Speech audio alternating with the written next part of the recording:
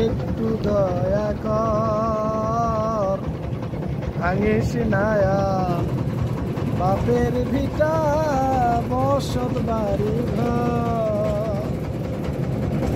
এই তো ভাঙলি গেল বছর ধান কাউনের চর, মরাকে আর মারবি কত, মরাকে আর মারবি কত, ভাঙ্গা বারে বার ভাঙিস নায়া বাপের ভিটা বসত বাড়ি ঘর ভাঙ্গে।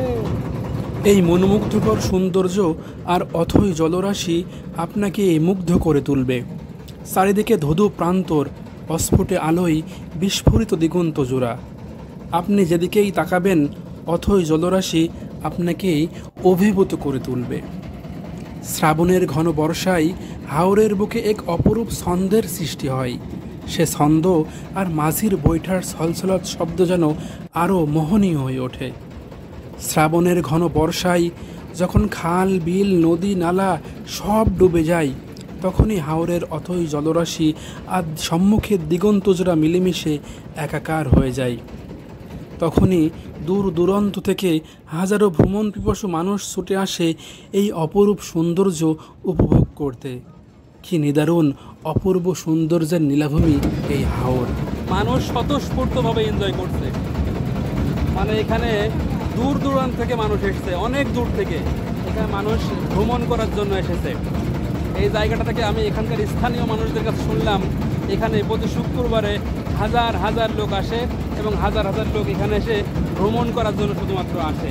আর তারা এখানে এই নৌকাগুলো ভাড়া নিয়ে ঘন্টা চুক্তিতে সারা বিল ঘুরে বেড়ায়। আর এখন এই মুহূর্তে এই বিলের উপরে এই জায়গাটার নাম কি? উদুনিয়া বিল। এই বিলের উপরে প্রচুর পরিমাণে মেঘ হয়েছে। একটু পরে আমার কাছে মনে হচ্ছে যে মুষলধারে বৃষ্টি হবে। দেখুন, আপনারা দেখুন, মুষলধারে বৃষ্টি হবে।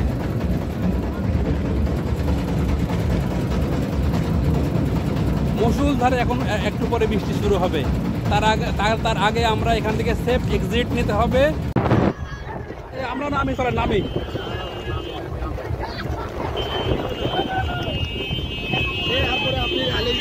আপনি দিয়ে আমি গামছা ধরে থাকবো, আপনি শখ আপনি নেবেন তো।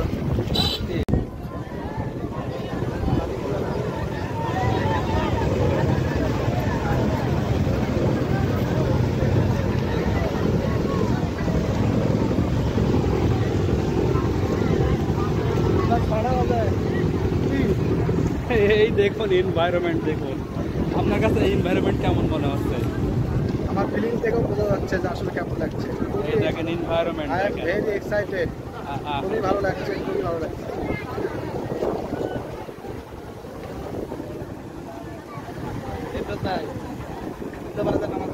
I don't have a lot of time to go there, okay?